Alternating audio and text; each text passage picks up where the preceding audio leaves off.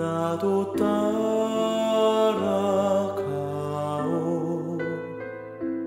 모든 물과 피를 흘리신 그 길을 나도 가오.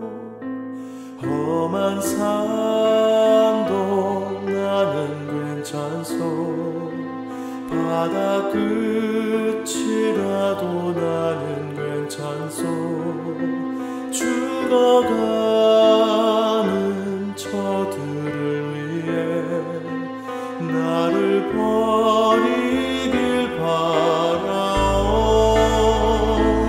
아버지 나를 보내주오. 나는 달려가겠소.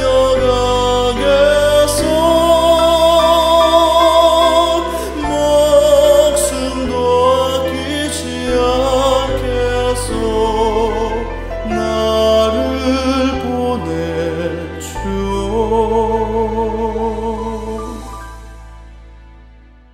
안녕하세요. 계속해서 우리 사도행전 공부에 들어오신 여러분, 우리가 여기서 무엇을 붙잡고 나에게 주시는 하나님의 메시지로 받아야 되는지 그런 관심을 가지고 진지하게 함께 이 공부에 임하시기 바랍니다. 오늘은 사도행전 27장 에베소입니다. 자, 오늘 본문의 말씀은 사도행전 19장 1절부터 20절까지 내용인데요. 읽어드리도록 하겠습니다. 아볼로가 고린도에 있을 때에 바울이 윗지방으로 다녀 에베소에 와서 어떤 제자들을 만나 가로되 너희가 믿을 때 성령을 받았느냐? 가로되 아니라 우리는 성령이 있음도 듣지 못하였노라. 바울이 가로되 그러면 너희가 무슨 침례를 받았느냐? 대답하되 요한의 침례로라.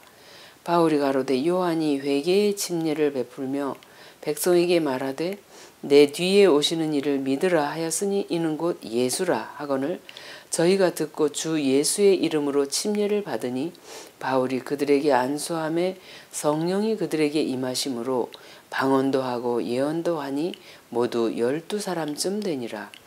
바울이 회당에 들어가 석 달 동안을 담대히 하나님 나라에 대하여 강론하며 권면하되 어떤 사람들은 마음이 굳어 순종치 않고 무리 앞에서 이 도를 비방하거늘 바울이 그들을 떠나 제자들을 따로 세우고 두란노 서원에서 날마다 강론하여 이같이 2해 동안을 하매 아시아에 사는 자는 유대인이나 헬라인이나 다 주의 말씀을 듣더라. 하나님이 바울의 손으로 희한한 능을 행하게 하시니 심지어 사람들이 바울의 몸에서 손수건이나 앞치마를 가져다가 병든 사람에게 얹으면 그 병이 떠나고 악기도 나가더라. 이에 돌아다니며 마수라는 어떤 유대인들이 시험적으로 악기 들린 자들에게 대하여 주 예수의 이름을 불러 말하되 내가 바울의 전파하는 예수를 빙자하여 너희를 명하노라 하더라. 유대의 한 제사장 스게와의 7 아들도 이 일을 행하더니 악기가 대답하여 가로되 예수도 알고 바울도 내가 알거니와 너희는 누구냐 하며 악기 들린 사람이 그 2 사람에게 뛰어올라 억제하여 이기니 저희가 상하여 벗은 몸으로 그 집에서 도망하는지라. 에베소에 거하는 유대인과 헬라인들이 다 이 일을 알고 두려워하며 주 예수의 이름을 높이고 믿은 사람들이 많이 와서 자복하여 행한 일을 고하며 또 마술을 행하던 많은 사람이 그 책을 모아가지고 와서 모든 사람 앞에서 불사르니 그 책값을 계산한 즉 은 5만이나 되더라. 이와 같이 주의 말씀이 힘이 있어 흥왕하여 세력을 얻으니라.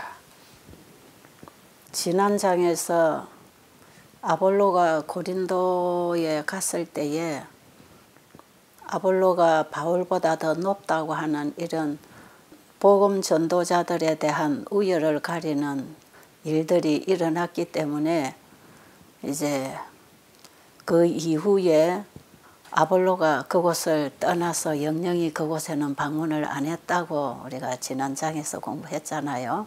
그런데 오늘 우리가 공부하는 것은 아직 아볼로가 고린도를 떠나기 이전입니다. 그래서 지금 현재는 아볼로가 고린도에서 일을 하고 있는 동안이에요. 그리고 바울은 지난 장에서 이제 에베소에 잠깐 들렸다가 예루살렘으로 갔어야 됐기 때문에 갈 때에 하나님께서 허락하시면 내가 여기 다시 오겠다고 약속을 하고 갔잖아요. 그런데 바울이 예루살렘에 갔다가 처음 자기가 활동하던 안디옥에서 얼마 동안 또 활동을 하다가 거기서 3차 여행을 떠나게 되는데 이제 오늘 우리가 에베소장에서 에베소에 도착합니다. 이 에베소는 항구 도시로서 대대적인 상업 도시였어요.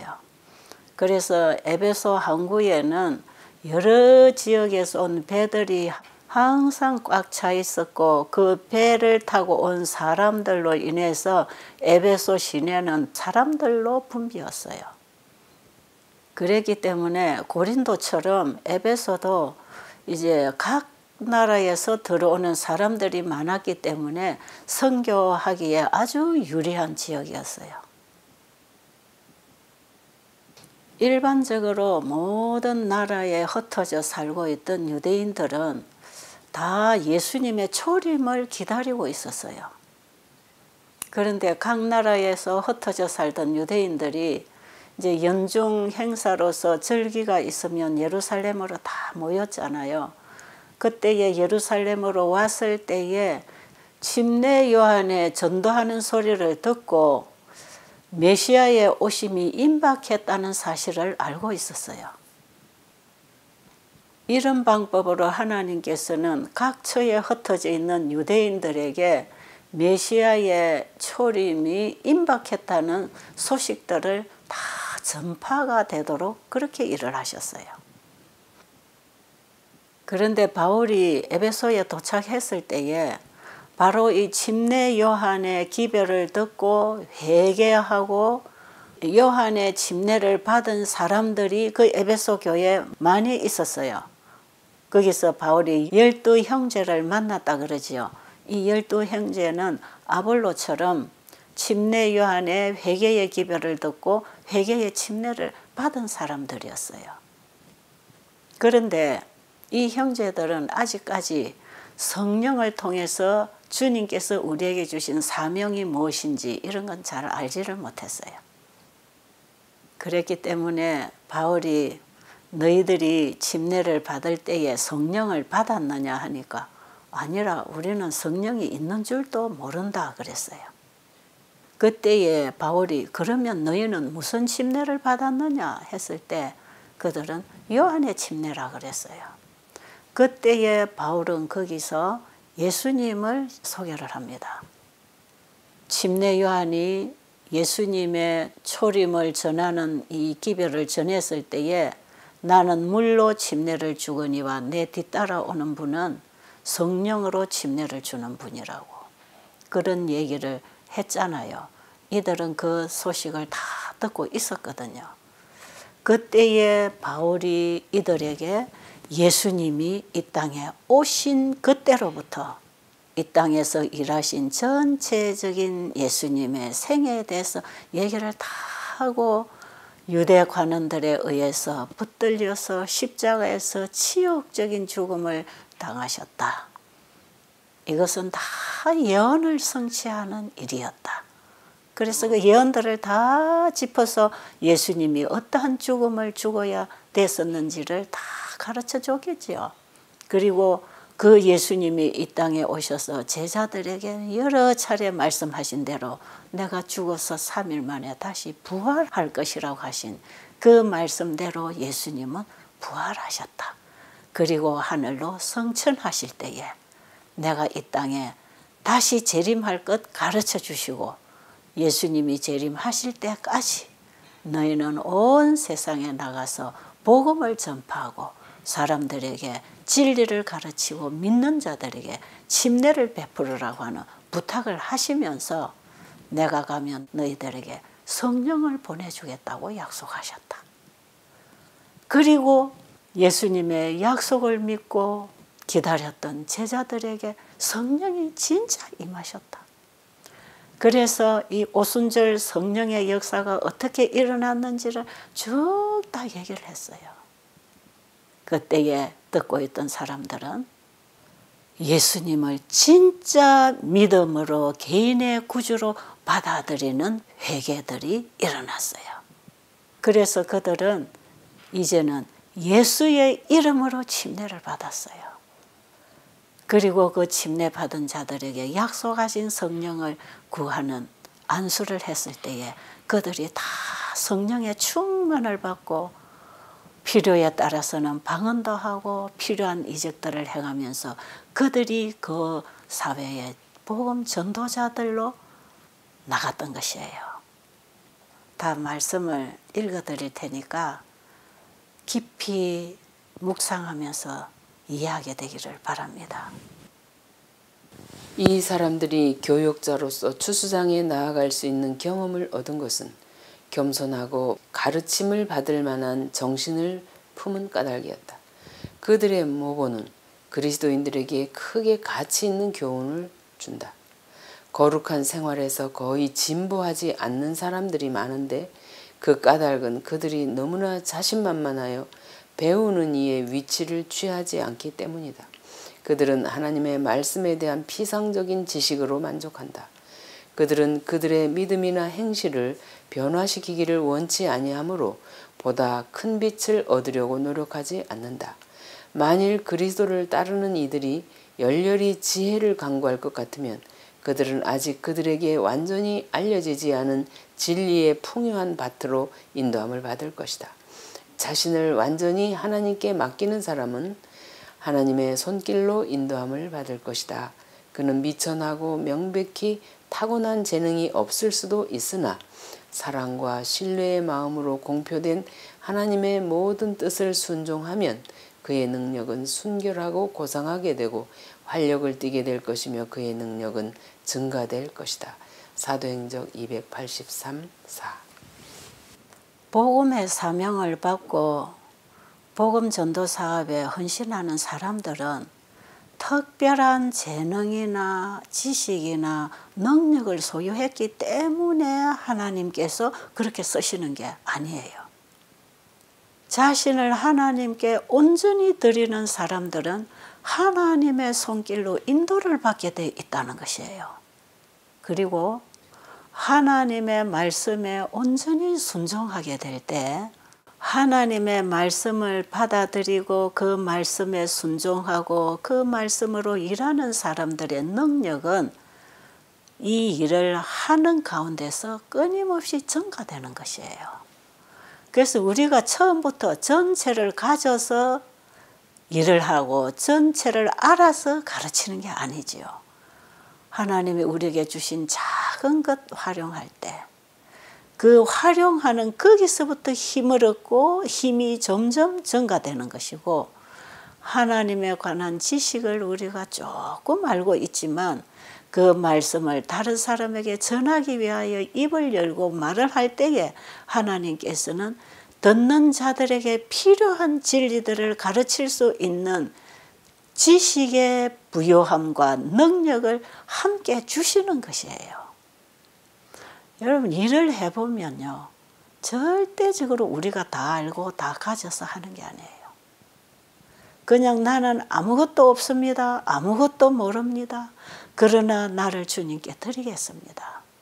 주님께서 나를 가지고 쓰신다면 주님의 모든 것을 받아서 쓸 것이기 때문에 내가 가진 것으로 일하지 않을 것이기 때문에 부족함이 없다 이 말이에요. 여러분 그 경험 좀 하고 싶지 않으세요? 왜 자꾸 이렇게 말씀을 공부하고 깨닫고 이해를 했는데도 불구하고 왜 안전뱅이처럼 제자리에 앉아서 움직이지 않고 있나요? 이런 부분이 지금 우리가 가진 큰 문제예요. 왜 그런지 아세요?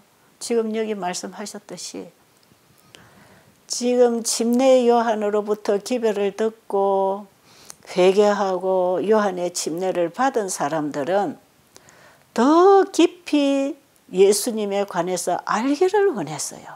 그리고 그들이 침례 요한을 통해서 받은 그 소식만 가지고라도 그 기별을 자기 있는 지역에 와서 다 열심히 전하고 있었어요. 그러나 아직 메시아가 오셨다는 사실을 모르기 때문에 그 부분을 그들이 못 전했던 것 뿐이거든요. 그래서 자기가 받은 빚대로 순종하고 일하고 있을 때 그 다음 단계에 우리에게 필요한 빛과 능력이 오는 것이에요. 그래서 요한의 침례를 받고 일하는 이 사람들에게 하나님께서 바울을 통해서 예수님이 이 땅에 오신 모든 과정을 다 전해줬을 때 그들은 그 가르침을 통해서 예수님을 개인의 구주로 믿고 침례를 받았을 때 성령이 그들에게 임한 것이거든요. 여러분, 오늘날 우리 신앙은 어떠한가요? 너무나 오랜 세월 교회만 다니면서 듣는 걸로 만족하고 세상 풍습에 따라서 사람의 지식에 따라서 신앙을 이해하고 열심히 신앙의 연륜은 쌓아가고 있지만 우리 안에서 어떤 변화를 경험하고 있나요? 지금 우리에게는 진짜 성령의 침례가 필요합니다. 다음 말씀 읽어드리겠습니다. 오늘날 많은 사람들이 에베소 교인들처럼 마음에 작용하시는 성령의 역사를 알지 못하나 하나님의 말씀 가운데서 이보다 더 분명하게 가르쳐진 진리는 없다. 선지자들과 사도들은 이 주제를 강조하였다. 사도행적 284. 지금 읽어드린 이 말씀에도 보니까 오늘날 많은 사람들은 에베소 교회에서 바울이 만난 이 사람들처럼 성령의 역사에 대해서 모르고 있다는 것이에요. 그런데 하나님의 말씀 중에서 이 부분보다 더 중요하게 가르쳐지는 게 없다는 것이에요. 그렇기 때문에 이 사도들은 이 주제에 대해서 강조했어요. 우리가 영적 생애를 하기 위해서는 이 성령의 역사가 없이는 영적인 생애가 안 되는 것이에요. 마치 나무가 빨아들이고 살아가는 그 수액이 땅에 박혀있는 뿌리로부터 끌어올려서 나무가 수액을 받고 살아가는 것처럼 예수님께로부터 오는 성령의 능력 없이는 우리가 영적인 살아있는 생명의 삶을 살 수 없다는 것이에요. 그리고 우리의 생활 속에 하나님의 율법과 일치한 그런 정신으로 열리는 생활의 열매도 맺힐 수 없다는 것이에요. 여러분, 이 말씀을 이번에 공부하면서 우리가 얼마나 형식적으로 신앙을 하고 있으며 하나님의 말씀을 수박 끄달기로 읽고 이해하고 가는지 이걸 우리가 좀 깨달아야 되겠단 말이지요. 여러분, 이 방송을 통해서 이 사도행전 공부에 함께 참여하시는 여러분에게 정말 호소하고 싶습니다. 우리 다시 성령의 침례를 받도록 주님 앞에 온전히 회개하고 진리의 말씀을 우리의 마음에 받아들여서 성령의 침례가 일어나도록 우리 신앙 다시 시작합시다. 정말 이번에 여러분과 제가 이 공부를 하면서 내 신앙 이대로 괜찮은지 깊이 한번 살펴보시게 되기를 바랍니다. 저는 이 공부를 하면서 내 안에 성령의 결핍에 대해서 내가 너무나 지금 절실히 깨닫고 있는 것이에요. 지금은 늦은 비 때인데 물론 이른 비의 역사가 있으셨기 때문에 주님을 따라서 이렇게 살아올 수 있었지만 지금은 늦은 비 시대인데 정말 그 늦은 비의 경험을 저는 하고 싶어요. 이른 비와 늦은 비가 한결같은 경험을 준다 그랬잖아요. 지금 우리는 예수님을 영접함으로 이른 비의 경험으로 시작해서 마지막 복음사업을 마치는 늦은 비에까지 이르러야 되는 시대에 우리는 지금 살고 있는 것이거든요. 이른 비 때에 온 우상세계에 창조주 하나님을 증거하기 위해서 그 기별을 전하는 사도들에게 그분의 능력이 함께 하셨던 그런 이적들이 일어날 수밖에 없었던 그 상황을 우리가 지금 보게 되면서 짐승의 우상에게 경배함으로 사단이 경배를 받기 원하는 그러한 사건들이 지금 우리 시대에 펼쳐지고 있고 곧 이어서 그 강요하는 사건들이 올 것이기 때문에 우리는 늦은 비로 거기에 대응하는 신앙을 무장해야 되는 것이고 하나님의 능력을 받기 위한 온전한 준비를 해야 되는 것이에요. 다음 말씀 읽겠습니다. 이 유대인 개종자들의 경험 가운데는 여전히 우리를 위한 다른 교훈이 있다. 그들은 요한의 손에 침례를 받았을 때 죄를 담당하시는 분으로서 예수님의 사명을 충분히 이해하지 못하였다. 그들이 더 순전한 신앙을 받게 되었을 때 그들의 생애에는 그에 상응하는 변화가 있었다. 이 같은 변화의 증거를 보이는 가운데 그리스도를 믿는 믿음을 인정하는 표로서 그들은 그리스도의 이름으로 재침례를 받았다. 사도행전 285. 이들이 요한의 침례를 받았을 때까지만 해도 예수님의 사명에 대해서 충분히 이해를 하지 못했잖아요. 그랬는데 바울이 와서 이제 예수님이 제자들에게 부여해 주신 사명이 뭔지를 다 가르쳐 줬을 때에 이들은 재침례를 받기를 원했어요. 그런데 오늘 이 말씀을 보니까 진짜 예수님을 개인의 구주로 영접하는 침례를 받지 않았을 때에 그들이 진실로 회개할 때에 재침례가 필요한 것인가 하는 생각도 해보는 것입니다. 그런데 여러분, 저는 그렇게 생각해요. 예수님을 그저 글자로 책에서만 읽고 배웠다면, 그래서 물침례를 받은 침례로 교회에 입교가 됐다면 지금 우리는 주시는 말씀을 받아들이고 우리의 심령이 거듭나서 정말 예수님이 내 안에 주인이 되는 영적인 성령의 침례를 받으면 된다고 저는 생각해요. 여러분, 진리의 빛이 올 때마다 자꾸 물에 들어가서 침례받고 나오고 침례받고 나오고 그러는 게 아니잖아요. 바울이 지금 이 한 장소에서 3개월 동안을 계속 이 복음을 전했을 때에 처음에는 사람들이 이 복음을 받아들이고 아주 바울을 환대했어요.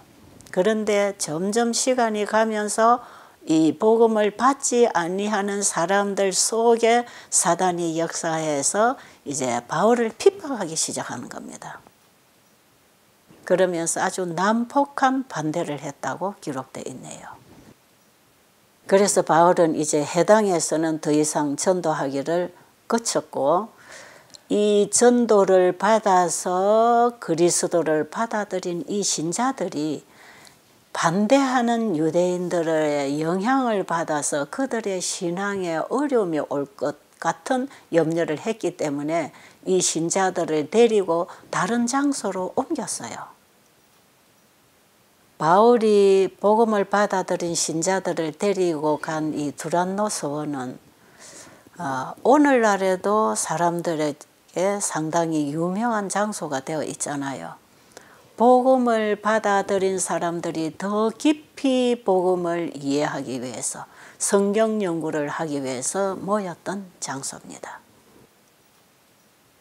에베소는 여러 도시들 중에서도 가장 장엄한 도시면서도 가장 부패한 도시로 유명한 곳이에요.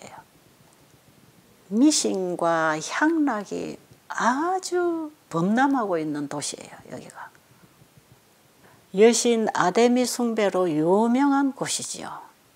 이 아데미 여신 숭배는 대단히 많이 퍼져 있는, 그리고 사람들이 많이 숭배하는 신이에요.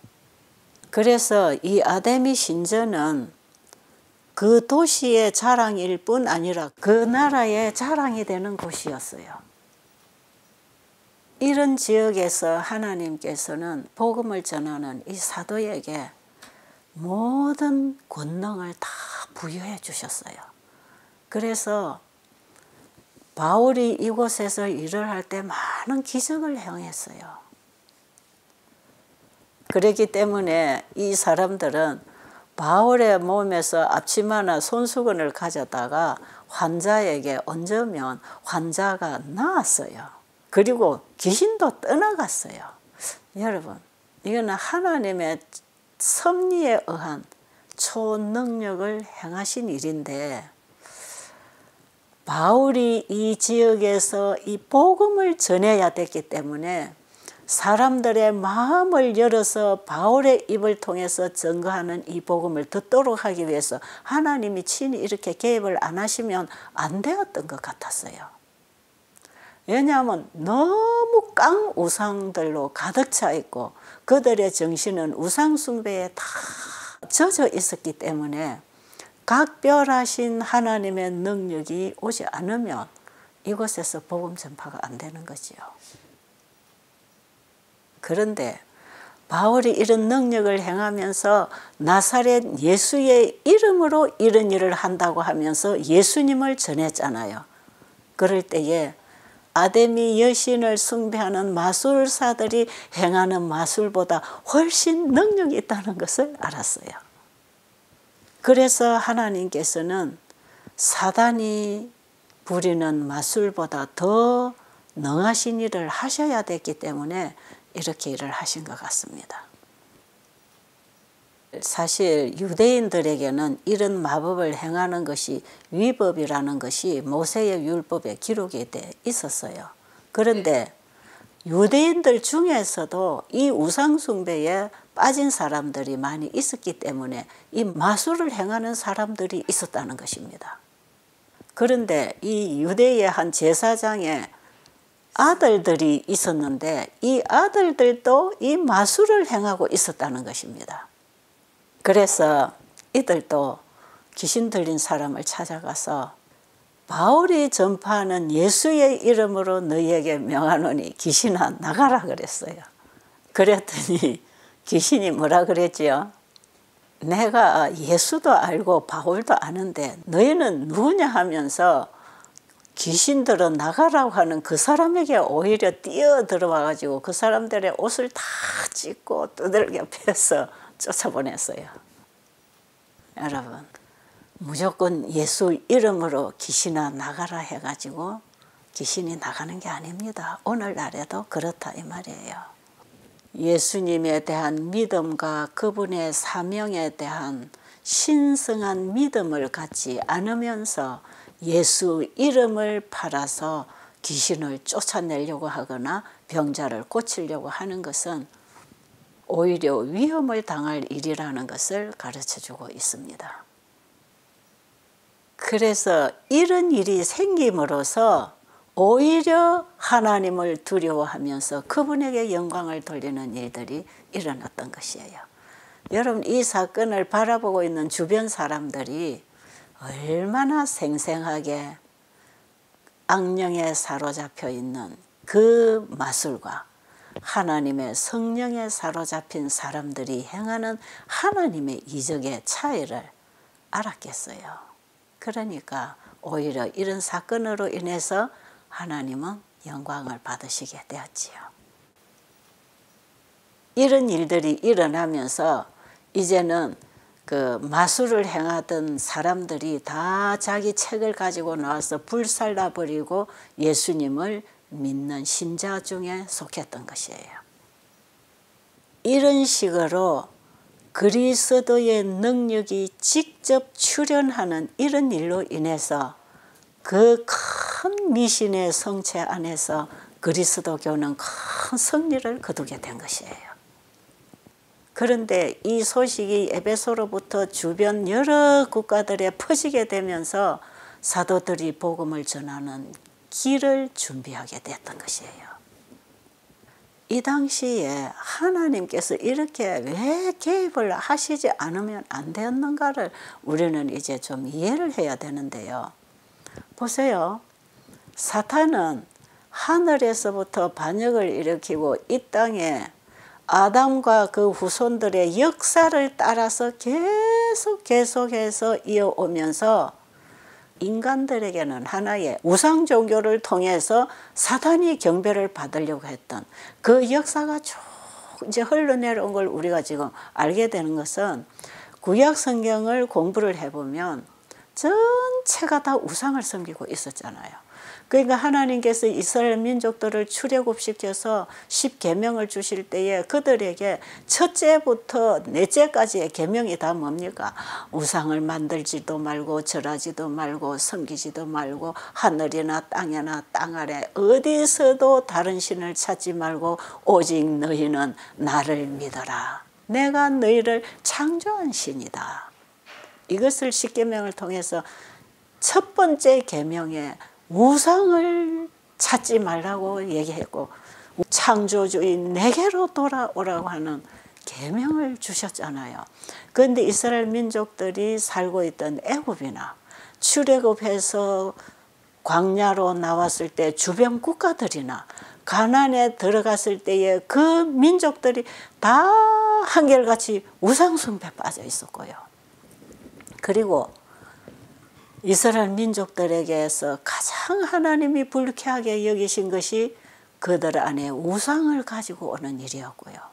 그들이 우상을 가지고 들어왔을 때에 하나님이 거기에 손을 떼시는 일들이 역사적으로 기록이 되어 있잖아요.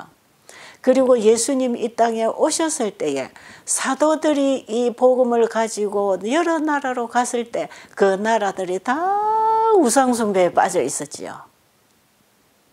여러분 지금 우리가 사도행적 공부를 하면서 사도들이 다니던 선교 여행지마다 다 우상이 범람하고 있었지요. 온 세상이 우상 숭배로 둘러싸여 있었던 것은 바로 사탄을 숭배하고 있었다는 것 아닙니까? 제가 어릴 때만 해도 이 미신이 얼마나 성행했는지 모릅니다. 제가 살고 있던 시골 동네는 한 100호 정도 되는 상당히 큰 동네예요.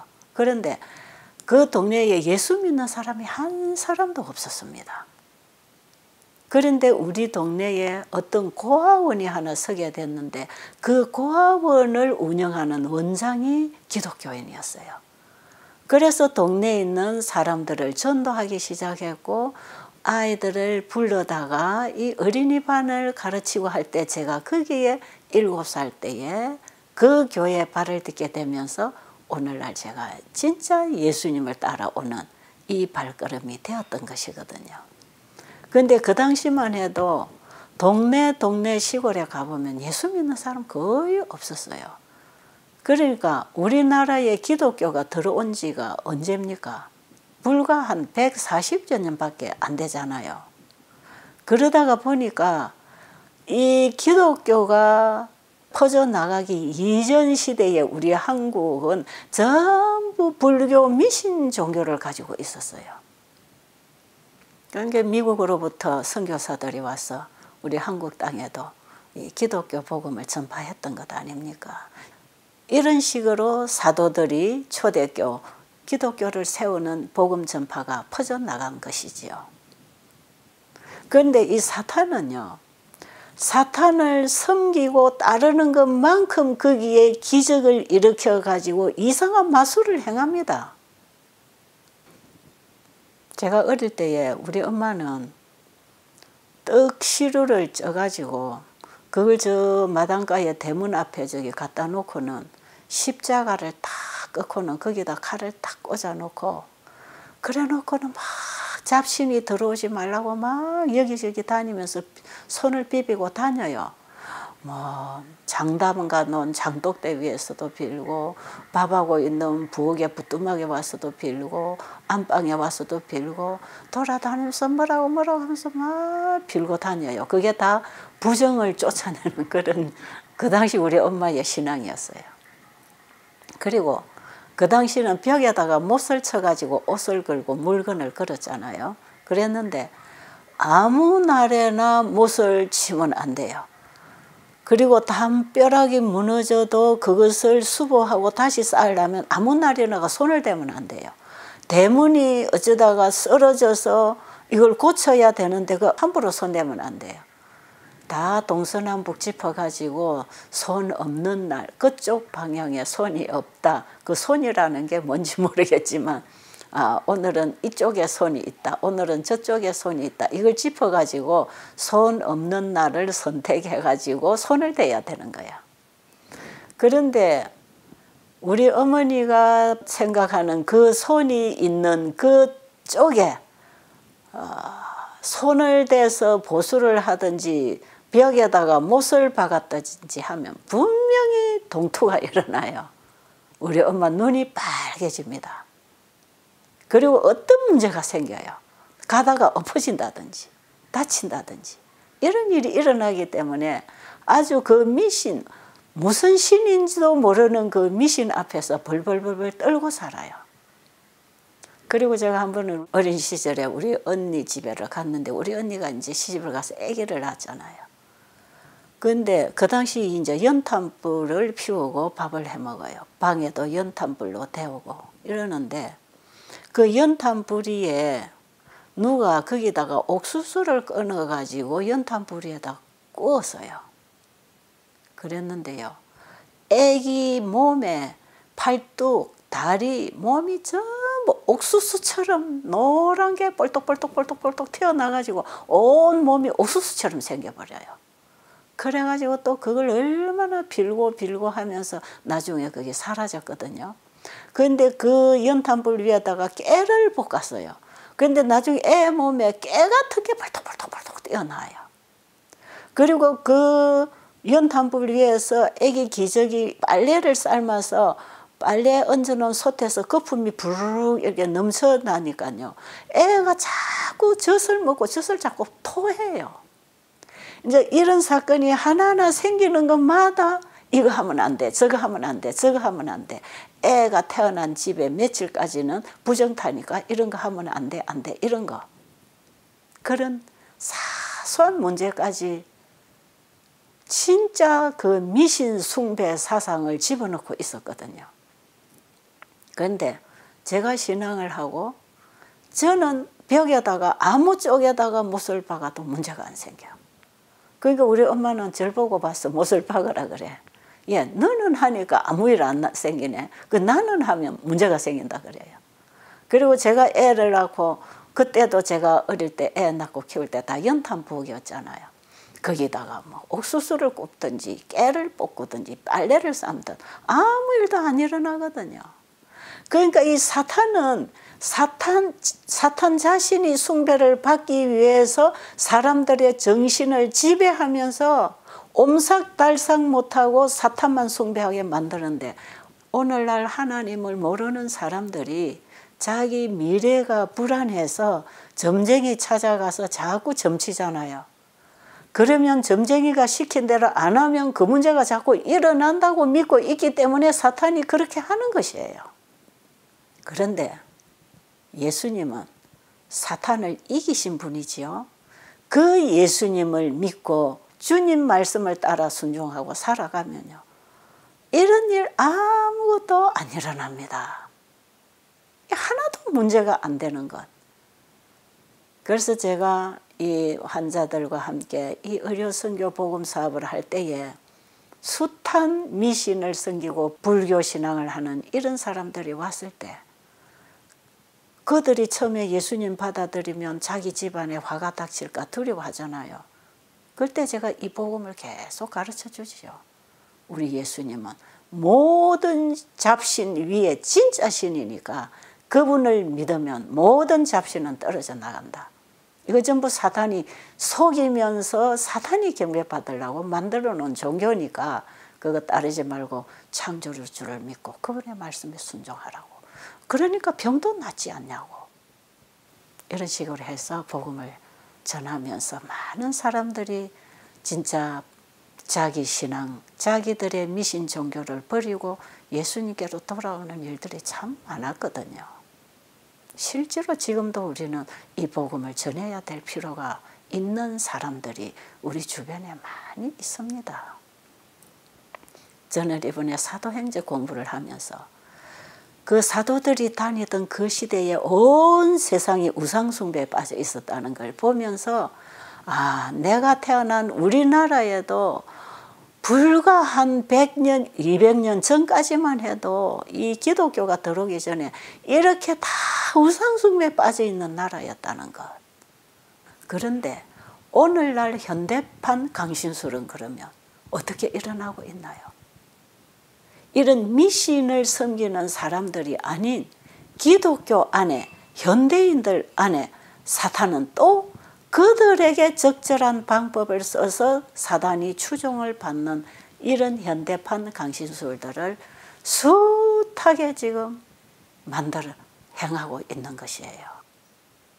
특히 병자를 고친다고 하면서 신비주의 사상을 집어넣고 온갖 치료 기구들을 만들어서 그것이 병을 치료하는 것처럼 속이는가 하면 화이트의 말씀에도 보면 골상학, 전기치료, 마인드 컨트롤 등등 방법들을 사용해서 많은 사람들을 속이고 하나님의 길을 버리고 사단의 길을 따르도록 하는 이런 수많은 방법들을 이용해서 오늘날 하나님의 백성을 현혹하고 있습니다.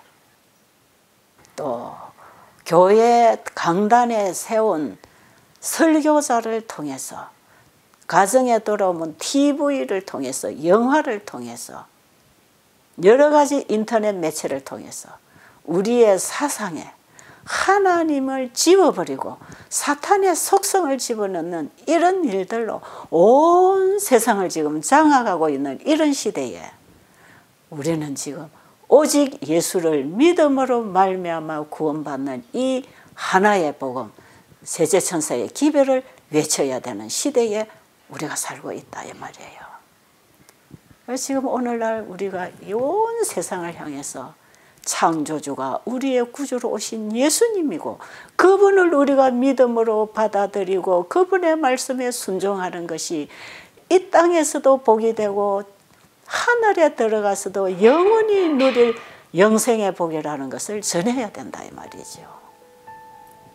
여러분, 그래서 우리는 이번에 이 공부를 하면서 이 시대에 하나님 주신 현대 기별이 뭔지를 눈을 뜨게 되기를 간절히 바랍니다.